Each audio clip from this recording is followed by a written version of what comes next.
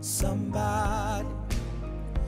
I am somebody. Good morning. Get woke, get ready for impeachment. Joining us now, as always, on these Monday mornings, we're happy to have with us the Reverend Jesse Jackson. Can you bring him up for me, Brittany? My thing isn't going to cooperate with me this morning. Reverend, good morning. How are you, man? Morning, Mark. How you feel? What's going on? Well, a lot is going on. I think that there's a momentum coming out of the Florida shooting Yeah. that has a game-changing possibilities if it's connected. There's going to be a major march, March 24th. But I'm concerned that, for example, in Florida, 750,000 high school seniors are eligible to register and vote. Yeah, that's right. 4 million high school seniors in the country. If they connect marching with voting, they're more 17 to 21 than they are 71 to 81. They could turn the country upside down. Yeah. And it seems that they're finally awakened.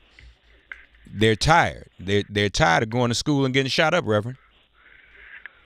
Well, it's a bit insane to have 350 million guns in Americans' hands, 8 million assault weapons. Right. Yes, they were coming in from New Orleans, coming in from the airport. The plane was above our head, maybe 50 feet landing, you know. Those weapons can shoot down planes. That's what they're designed for. Mm-hmm. The weapons of war. Yeah. Why should anyone allow, some people are mentally ill, other people are angry. Some are philosophically opposed to our government. Some people don't like America as America is. And these militia groups have been hiding out in the hills for a long time. And the FBI knows who they are and where they are, for example. Mm-hmm. They're weapons of war. Mm-hmm. No, you're absolutely right. Reverend, though, you live in Chicago, and Wayne LaPierre and Dana Lash like to talk about Chicago as if they actually care. But the fact of the matter is, isn't it, that what happened in Parkland and the causes of Parkland are the same as the causes of violence in Chicago, aren't they? Well, you can never tell when, last 3 years, 166 children have been killed on the 17th in Chicago. They've been dismissed as somehow is something, the weakness in the character of the people. And Parkland figures that as the weakness in the character of those who are bearing the weapons. So there's a difference in how the response is, but it doesn't matter in something who gets the credit. The fact is, these guns are more difficult to buy. The ban on assault weapons is it's a victory for everybody. Indeed. Yeah, I can't help but wonder what things would it be like if Dr. King had lived. I mean, this obviously would have been one of his greatest causes. He was the nonviolent apostle, the dreamer. He certainly would have pushed back against the proliferation of guns. Well, the idea of arming teachers is absurd. I mean, to add matches to fires to reduce fires is a bit absurd. Would you think so? Yeah. And are they going to? I mean, and the question then becomes, what teachers are they actually going to let black inner city teachers have guns? I don't think so. Well, teachers get angry that they can go up and start shooting students, and vice versa. Right. More guns, more safe. Well, to me, the standard, Reverend Jackson, is when one is put in jail or when one is in a correctional institution. When an officer walks in that precinct or in that correctional institution, he has to check his gun. You're not even allowed to have guns around inmates.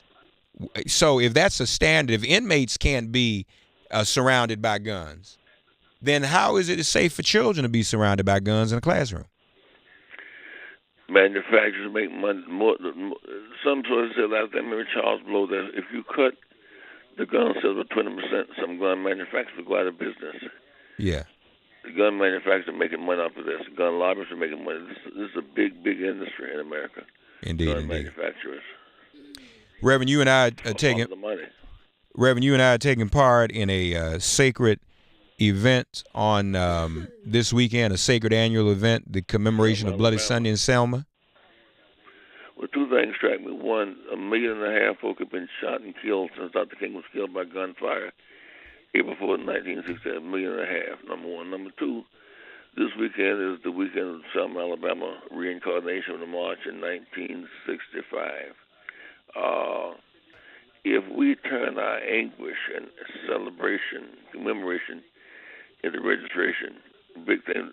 Alabama, the race December 12th proved that when people vote in big numbers, we win big victories. And if we maintain the momentum of New Jersey, Yeah. we won the Black Lieutenant Governor happened in Virginia and in Alabama, we can take the Congress back in this year. And that's the spirit of the march. It seems to me this year. This is a great opportunity. I'm speaking at the University of Alabama this week, and Tuskegee and Alabama State on both registration drives. At the University of Alabama. Outstanding, Reverend. And you're right. That's what Selma's all about. It's about voting, getting out to vote. One thing about Selma, too, Reverend Jackson, tell our audience, it's Black History Month, tell the story. Now, you were in Selma, and you often tell a story about being chased.